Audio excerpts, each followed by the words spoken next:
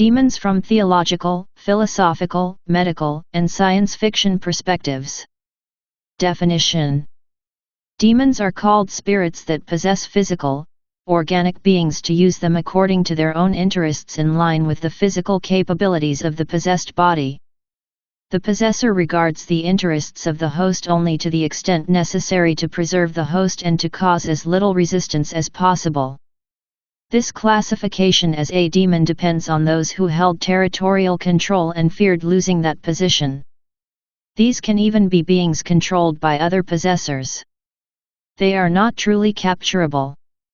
Their core need not even be in the same world, because projected mirror images can be sent, multiplied into shells at multiple places and in other dimensions. Theological. Demons are tactical carriers of knowledge who can manage their value by forcing selected forms to appear as light in order to be praised and sought by the opposing side. As light in darkness. Not the heroes, but the forgers of heroes. Philosophical. The dark, divine identity formation darkened, past bad experiences that can awaken a desire for revenge and bring biokinetic, manipulative powers to life. This energy can separate from its origin and act as an energy bundle independent of where it arose. They are like Akron, dementors, who suck in light and transform it into darkness. Medical. A split in consciousness arising from negative teachings and traumatic experiences, producing schizophrenic symptoms. Medical sedation does not solve the symptom, rather, it socially incapacitates people and creates a new frustration that spreads and thus produces new demons. The same energy apparently leaves the soul of the host at death, which leads to an accumulation of such energies. Science fiction. Command programs that set bodies in motion to produce energy through defensive behavior, which grants power or immortality to a central intelligence/matrix. It is like the salt given to a small reptile to make it search for water and thus seek release. If so much self-defense is necessary to keep the system alive, the question arises, can the sacrificed be punished even more than they already are? Without them, would the matrix actually rust? Demons and monsters often owe their origin to the anger of the gods and to humans who, out of frustration or inability, designate a being or species as such.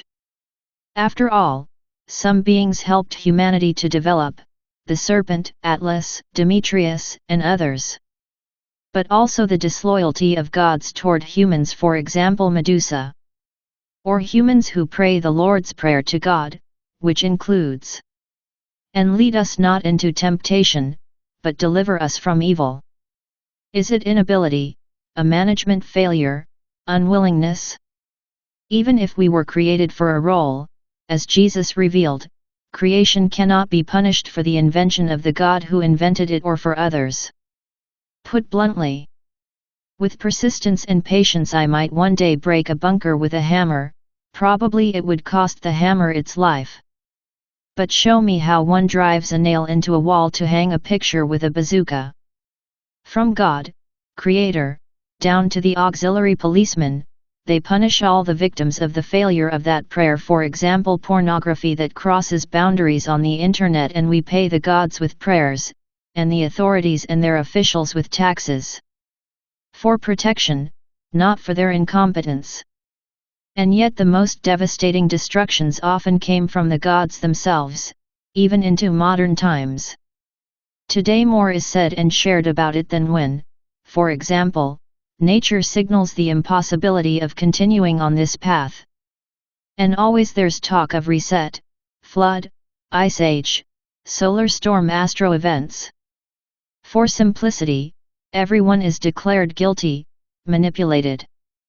But is someone really guilty if the matrix/God wills and accomplishes it? Whether the person notices or looks away is essentially irrelevant. At the end of the day, it's a management problem of the matrix, of God. There are 4 groups among people. 1. No reset, because they are supposedly carelessly rich. 2. The poor who work for almost nothing. 3. Those who don't think about it and are shocked when it happens. 4. Those who know it will be the same mess again and perhaps hope to negotiate a better position. A real rebuild would require enormous energy. But is that really fair?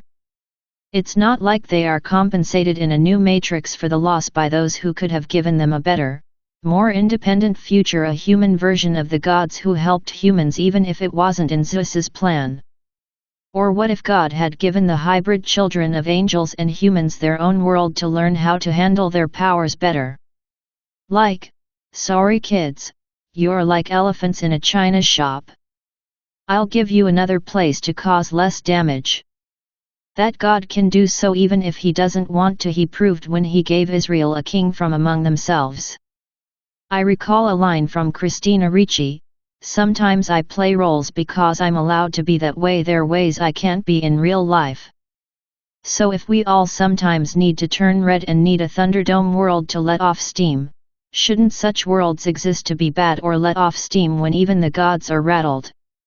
Then the actual world, heaven in the universe, would remain, a place to let off steam, the unruly one.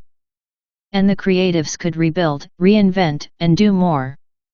I imagine a team after God's flood with extreme athletes, divers, sailors, and more, cleaning up with metaphorical mixed mobs and buckets, and the gods watch the footage, laugh, drink a beer or something, and say, maybe next time we need something else in addition. Instead of the cry, who can help me, I've wiped out all life again in rage. No, this is not mockery, but frankly, your justice is the lie with the most holes in the universe.